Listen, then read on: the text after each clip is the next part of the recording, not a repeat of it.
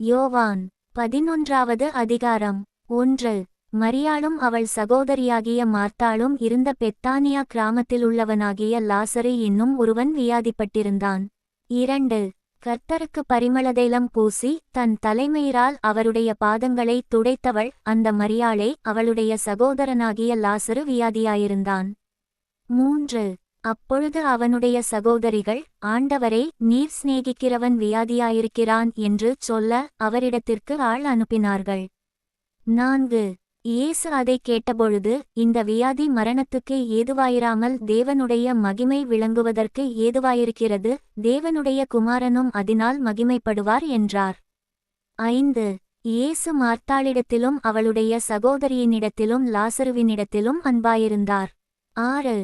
அவன் வியாதியாயிருக்கிறதாக அவர் கேள்விப்பட்டபொழுது தாம் இருந்த இடத்திலே பின்னும் 2 நாள் தங்கினார். 7. அதன்பின்பு அவர் தம்முடைய சீஷரை நோக்கி, நாம் மறுபடியும் யூதேயாவுக்கு போவோம் வாருங்கள் என்றார். 8. அதற்குச் சீஷர்கள், ரபி, இப்பொழுதுதான் யூதர் உம்மை கல்லெறிய தேடினார்களே, மறுபடியும் நீர் அவ்விடத்திற்கு போகலாமா என்றார்கள். 9. இயேசு பிரதியுத்தரமாக, பகலுக்கு 12 மணி நேரம் இல்லையா? ஒருவன் பகலிலே நடந்தால் அவன் இந்த உலகத்தின் வெளிச்சத்தை காண்கிறபடியினால் இடரமாட்டான். 10. ஒருவன் இரவிலே நடந்தால் தன்னிடத்தில் வெளிச்சம் இல்லாதபடியினால் இடறுவான் என்றார். 11.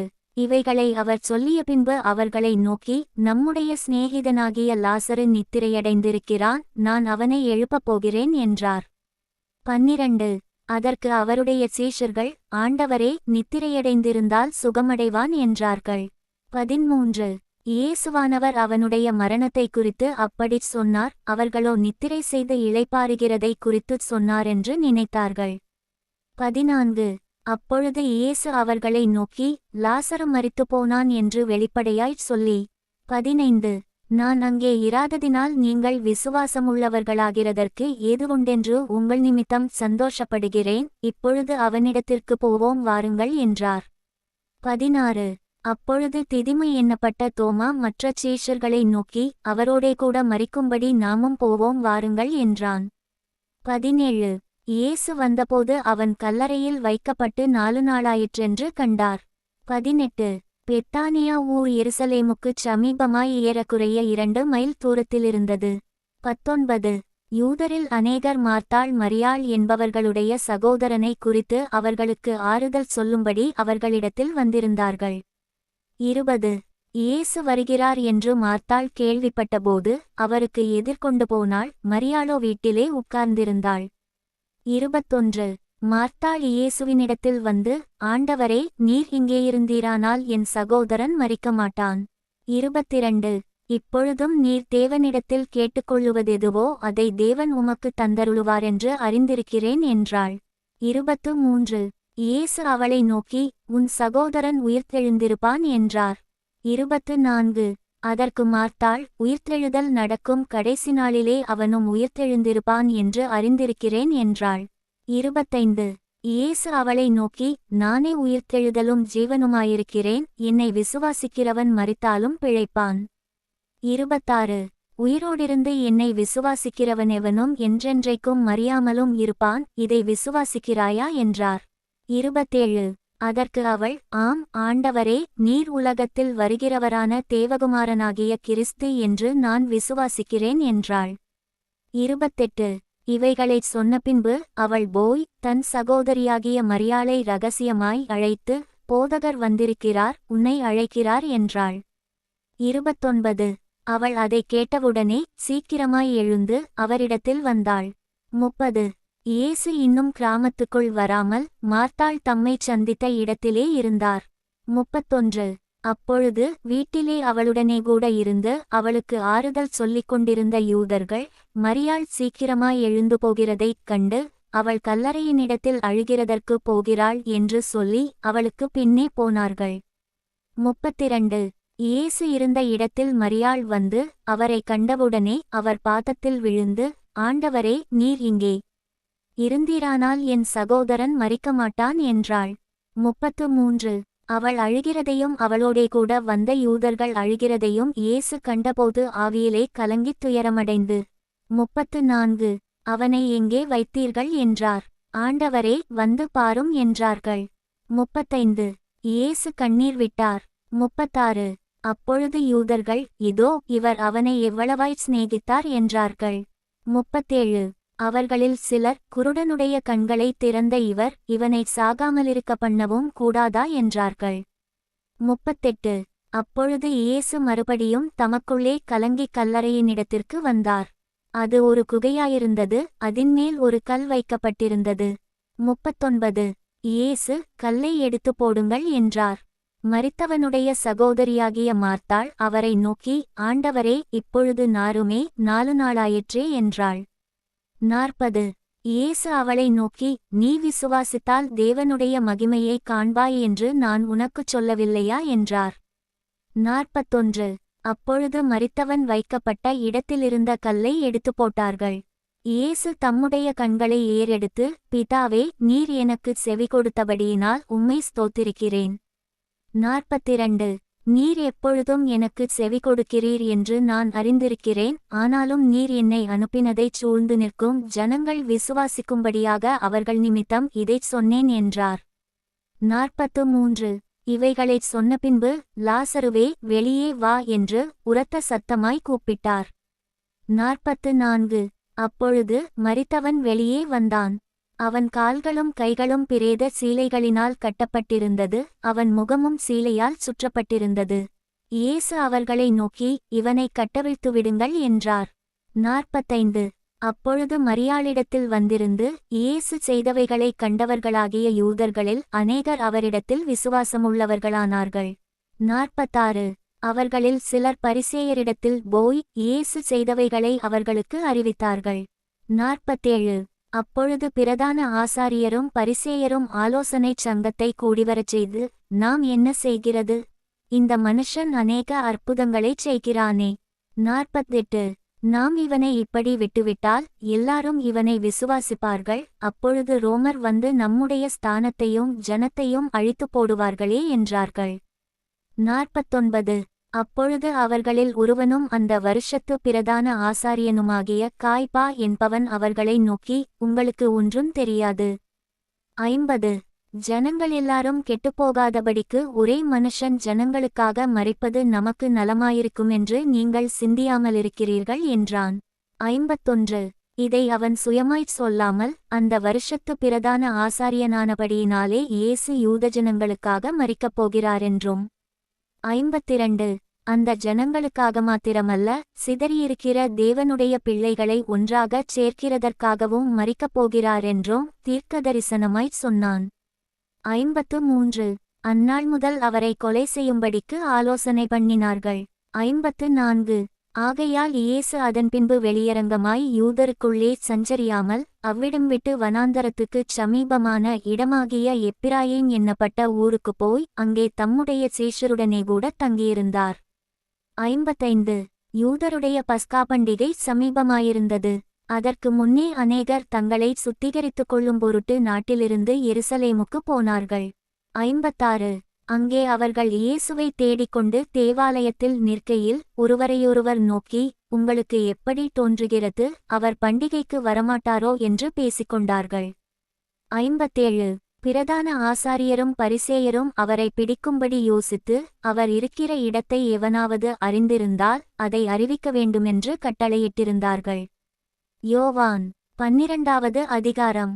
1 பஸ்கா பண்டிகை வர 6 நாளைக்கு முன்னே இயேசு தாம் மரணத்திலிருந்து எழுப்பின லாசரு இருந்த பெத்தானியாவுக்கு வந்தார்.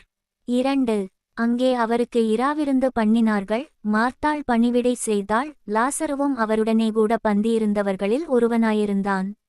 3 அப்பொழுது மரியாள் விலையேற பெற்ற களங்கமில்லாத நளதம் என்னும் தைலத்தில் ஒரு இராத்தல் கொண்டு வந்து, அதை இயேசுவின் பாதங்களில் பூசி தன் தலைமயிரால் அவருடைய பாதங்களைத் துடைத்தாள். அந்த வீடு முழுவதும் தைலத்தின் பரிமளத்தினால் நிறைந்தது. 4 அப்பொழுது அவருடைய சீஷரில் ஒருவனும் அவரை காட்டிக் கொடுக்கப் போகிறவனுமாகிய சீமோனுடைய குமாரனான யூதாஸ்காரியோத்து. 5 இந்த தைலத்தை 300 பணத்துக்கு விற்று தரித்திரருக்கு கொடாமல் போனதென்ன என்றான். 6 அவன் தரித்திரரை குறித்து கவலைப்பட்டு இப்படிச் சொல்லாமல், அவன் திருடனானபடியினாலும் பணப்பையை வைத்துக்கொண்டு அதிலே போடப்பட்டதைச் சுமக்கிறவனானபடியினாலும் இப்படிச் சொன்னான். 7. அப்பொழுது இயேசு, இவளை விட்டுவிடு, என்னை அடக்கம் பண்ணும் நாளுக்காக இதை வைத்திருந்தாள். 8. தரித்திரர் எப்பொழுதும் உங்களிடத்தில் இருக்கிறார்கள், நான் எப்பொழுதும் உங்களிடத்தில் இரேன் என்றார். 9. அப்பொழுது யூதரில் திரளான ஜனங்கள் அவர் அங்கேயிருக்கிறதை அறிந்து, இயேசுவினிமித்தமாக மாத்திரம் அல்ல, அவர் மரித்தோரிலிருந்தெழுப்பின லாசருவை காணும்படியாகவும் வந்தார்கள். 10. லாசருவினிமித்தமாக யூதர்களில் அநேகர் போய் இயேசுவினிடத்தில் விசுவாசம் வைத்தபடியால். 11. பிரதான ஆசாரியர்கள் லாசருவையும் கொலை செய்ய ஆலோசனை பண்ணினார்கள். 12. மறுநாளிலே இயேசு எருசலேமுக்கு வருகிறாரென்று பண்டிகைக்கு வந்த திரளான ஜனங்கள் கேள்விப்பட்டு. 13. குருத்தோலைகளை பிடித்துக்கொண்டு அவருக்கு எதிர்கொண்டு போகும்படி புறப்பட்டு, ஓசன்னா, கர்த்தருடைய நாமத்தினாலே வருகிற இஸ்ரவேலின் ராஜா ஸ்தோத்திரிக்கப்பட்டவர் என்று ஆர்ப்பரித்தார்கள். 14. அல்லாமலும், சீயோன் குமாரத்தியே, பயப்படாதே, உன் ராஜா கழுதைக்குட்டியின் மேல் ஏறி வருகிறார் என்று எழுதியிருக்கிற பிரகாரமாக. 15. இயேசு ஒரு கழுதைக்குட்டியைக் கண்டு அதின்மேல் ஏறிப்போனார். 16. இவைகளை அவருடைய சீஷர்கள் துவக்கத்திலே அறியவில்லை. இயேசு மகிமையடைந்த பின்பு, இப்படி அவரை குறித்து எழுதியிருக்கிறதையும் தாங்கள் இப்படி அவருக்குச் செய்ததையும் நினைவுகூர்ந்தார்கள். 17. அன்றியும் அவருடனே கூட இருந்த ஜனங்கள் அவர் லாசருவை கல்லறையிலிருந்து வெளியே வரவழைத்து அவனை உயிரோடே எழுப்பினாரென்று சாட்சி கொடுத்தார்கள். 18. அப்படிப்பட்ட அற்புதத்தை அவர் செய்தார் என்று ஜனங்கள் கேள்விப்பட்டதினால் அவர்கள் அவருக்கு எதிர்கொண்டு போனார்கள். 19. அப்பொழுது பரிசேயர் ஒருவரையொருவர் நோக்கி, நீங்கள் செய்கிறதெல்லாம் வீணென்று அறிகிறதில்லையா? இதோ உலகமே அவனுக்கு பின் சென்று போயிற்றே என்றார்கள். 20. பண்டிகையில் ஆராதனை செய்ய வந்தவர்களில் சில கிரேக்கர் இருந்தார்கள். 21. அவர்கள் கலிலேயா நாட்டு பெத்சாயிதா ஊரானாகிய பிலிப்புவினிடத்தில் வந்து, ஐயா, இயேசுவை காண விரும்புகிறோம் என்று அவனை கேட்டுக்கொண்டார்கள். 22. பிலிப்பு வந்து அதை அந்திரேயாவுக்கு அறிவித்தான். பின்பு அந்திரேயாவும் பிலிப்புவும் அதை இயேசுவுக்கு அறிவித்தார்கள். 23. அப்பொழுது இயேசு அவர்களை நோக்கி, மனுஷகுமாரன் மகிமைப்படும்படியான வேளை வந்தது. 24. மெய்யாகவே மெய்யாகவே நான் உங்களுக்குச் சொல்லுகிறேன், கோதுமை மணியானது நிலத்தில் விழுந்து சாகாவிட்டால் தனித்திருக்கும், செத்ததேயாகில் மிகுந்த பலனைக் கொடுக்கும். 25.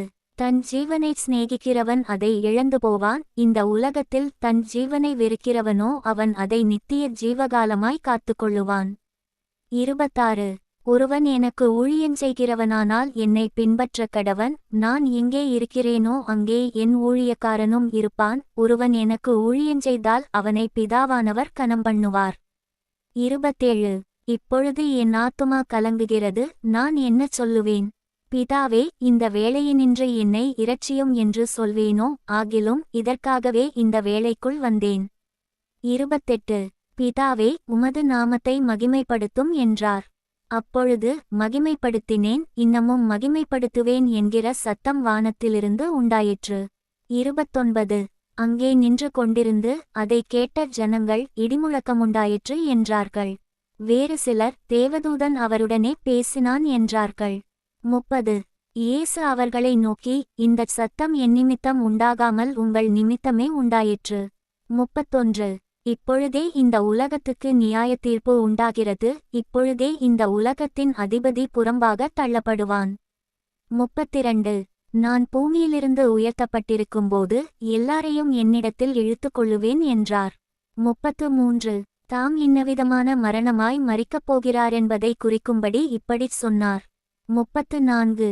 ஜனங்கள் அவரை நோக்கி, கிறிஸ்து என்றென்றைக்கும் இருக்கிறார் என்று வேதத்தில் சொல்லியதை நாங்கள் கேட்டிருக்கிறோம், அப்படியிருக்க மனுஷகுமாரன் உயர்த்தப்பட வேண்டியதென்று எப்படிச் சொல்லுகிறீர்? இந்த மனுஷகுமாரன் யார் என்றார்கள். 35.